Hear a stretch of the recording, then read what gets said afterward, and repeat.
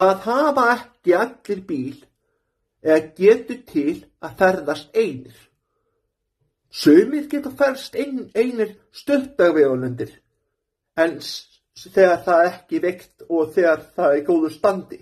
En segjum svo fattar fólk langi til þess að fara tökum sem dæmi til Keflavíkurflugvöll til þess að fara til útlanda á það að geta gert það.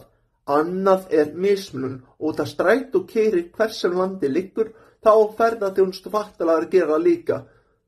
En þá þarf að skipuleggja það með viku fyrirvara tótt og hina ferðina sem er innan svæðis leggja þar með einn degi fyrirvara.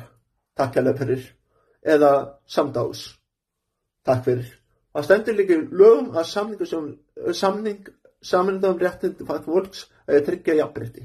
Þetta er ekki jafnrétti. Þetta er kallað mismunun